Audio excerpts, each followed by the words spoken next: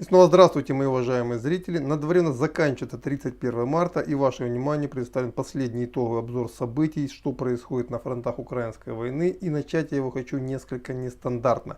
Обычно я говорю о самом главном театре боевых действий, а сейчас хочу начать со второстепенных. И очень важное, интересное событие происходит сейчас на Черниговской и в Сумской области. То, что мне пишут мои зрители, на самом деле меня в какой-то степени даже потрясло.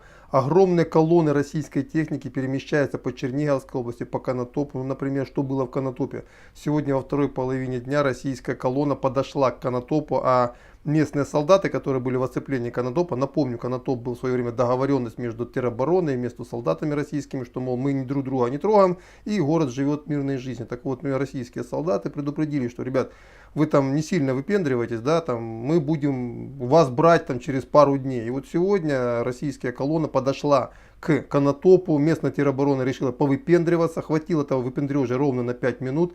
Несколько залпов артиллерии, танков, и тероборона куда-то, так сказать, дефрагментировалась, куда-то она исчезла. И на протяжении нескольких часов через Конотоп идут целые огромные колонны российской техники по направлению к Сумам. Не исключено, что ровно по тому же направлению, по которому шли и раньше их товарищи, которые дальше пошли на Харьков и на Изюм. Но, опять же, не исключен вариант, что эта колонна имеет гораздо более близкие задачи уже в Сумской области. И таких колонн за сегодняшний день в Черниговской области видели несколько. А еще очень огромное количество техники идет через Беларусь, тоже идет по направлению на юге, в район Харькова, через Брянск. Причем идут они на протяжении уже не одного дня, и если честно, я просто поражен, какое огромное количество войск было сосредоточено в этом районе. То есть я так понимаю, Киев могли взять без проблем. Вот реально, то, что я сейчас смотрю, как это все выводится по направлению на юг, я предполагаю, что Киев, в целом российская армия, могла бы взять. Но Киев был бы, естественно, разрушен, были бы огромное количество человеческих жертв, и при этом не было бы никакого серьезного политического смысла. И я думаю, что именно по этой причине, в том числе, штурм Киева был отменен.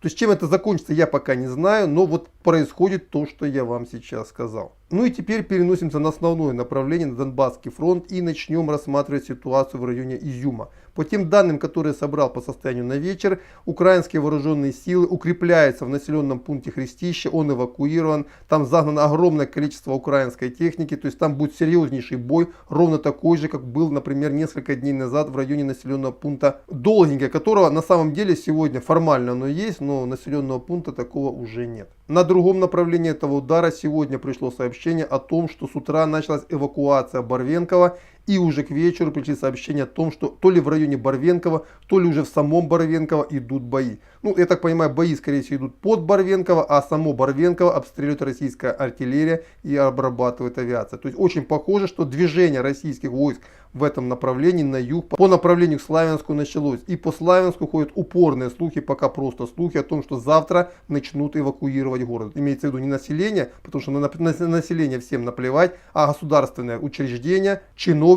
и всех тех, кого киевский режим считает, что нужно оттуда вывести. По Краматорску также готовятся к уличным боям. В целом уже понятно, что будет в ближайший день-два. То есть наступление российских войск уже ждут даже не с дня на день, а с часа на час. На Горловском направлении сегодня вечером Министерство обороны Российской Федерации отчиталось о том, что взята всего часть поселка Новобахмутовка. И, как мне пишут местные жители из Горловки, работа артиллерии не прекращается ни на час. Уже почти двое суток она работает непрерывно по всем направлениям, где выявлены опорные пункты ВСУ, и пока эта канонада не прекращается ни на минуту. И также на южном направлении сегодня очень резко активизировалась российская артиллерия в районе Запорожья, а также в районе Гуляйполя. То есть идет наступление российских войск в районе Великая Новоселка, и я так понимаю, что утром нужно ожидать какого-то серьезного продвижения и на этом направлении.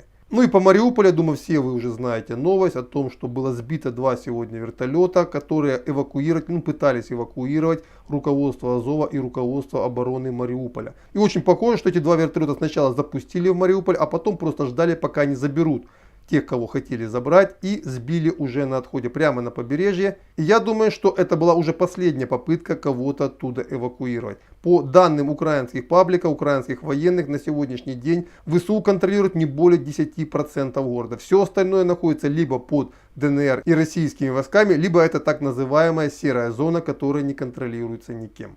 Ну и последнее направление, которое мы с вами рассмотрим, это Херсон и Николаевщина. На севере Херсонской области идут бои. Гарнизон Кривого Рога пытается контратаковать, пытается выбить российские войска с их позиций, но пока им это не удается. А мэр Николаева Ким рассказывает о том, что он зализывает раны и через несколько дней он готовится к очередному контрнаступлению. Ну, с учетом тех данных, которые я, например, получил, это контрнаступление точно так же обречено на неудачу, как и все предыдущие. На этом по этой теме на пока все и до завтра.